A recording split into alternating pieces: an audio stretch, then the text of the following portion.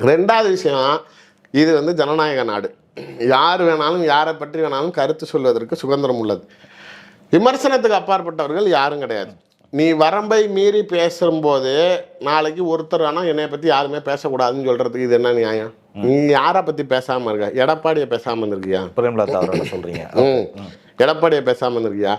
இதே இப்போ உனக்கு இத்தனை சீட்டு தான் கொடுக்க போகிறாங்க, டீல் முடிஞ்சுன்னு ஒரு நியூஸ் வந்துச்சுன்னு இந்த கட்சி நாசமாக போகுது, அழிய போகுது, உன்னை வெளியில் வேற மாதிரி ப்ரொப்பகண்டா பண்ணுறாங்கன்னு முதலமைச்சரை பேசலையா? என்ன அதாவது எவ்வளோ திமிரு இருந்தால் என்ன வார்த்தை பேசுவேன் நீன்னு?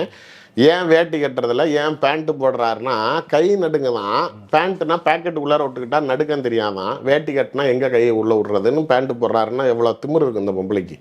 இப்போ இதெல்லாம் மட்டும் தேன் உழவுச்சா? என்கிட்ட ஒரு தேமுதிக ஆக்சுவலாக ஃபஸ்ட்டு நான் பேசினப்பெல்லாம் கொஞ்சம் கூப்பிட்டலாம், நாளைக்கு எல்லாத்துக்கிட்டையும் ஒம்பளுத்துக்கிட்டு தான் இருந்தேன். ஒரு லெவலுக்கு மேலே எனக்கு பொறுமை போயிடுச்சு. எத்தனை பேர்கிட்ட பேச முடியும்? நம்மளுக்கு வேலை வெட்டி இருக்குது, அந்த நாய்ங்க வேலை வெட்டி இல்லாமல். அதாவது காலைல 8-9 மணிக்கெல்லாமே அவன் ஒருத்தன் தனியாக போட்டு ஃபோன் பண்ணுறான்.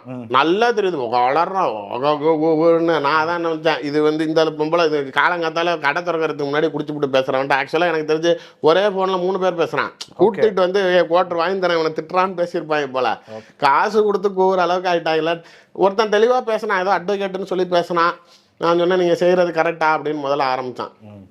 நான் சொன்னேன், எப்பா நான் பேசுறது சரி, நான் பேசுறது சொல்றியோ, உன் தலைவர் பேசுறது கரெக்டானோன்னு என்ன அவங்க பேசுனாங்கன்னு இந்த சப்ஜெக்டை சொன்னால் அவங்க எப்போ அதை பேசுனாங்கிறான். நான் சொன்னேன், தம்பி நீ முதல்ல என் வீடியோவை பார்க்கறத விட்டுட்டு நீ பெறாமல தான் பேசுகிற வீடியோ முதல்ல பார்த்துட்டு. ஆமாம், அந்த அம்மா காட்சி ஏதோ வியூஸ் ஏறும், அதை யாரும் மதிக்கவே மாட்டேங்கிறீங்க. எல்லா பேரும் என் வீடியோவை பார்த்துட்டு ஏன் இது பண்ணுறீங்க?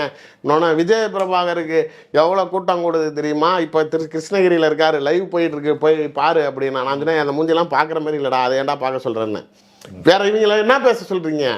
என்ன பெரிய விஜய் பிரபாகருக்கு கொம்பு முளைச்சிருக்குது, நாளைக்கு இவர் பெரிய அப்படியே தலைவர் ஆயிட்டாரு. விஜயகாந்த் மவனுக்கு இல்லாத இருக்கிற அதே தகுதி திருச்சி சிவா மவனுக்கு இருக்குது. என்ன பெரிய வெங்காயம் நாளைக்கு விஜய பிரபாகர் நொட்டுறாரு. நான் அதான் சொன்னேன், இன்னைக்கும் ஓப்பன் சேலஞ்ச் விட்றேன்.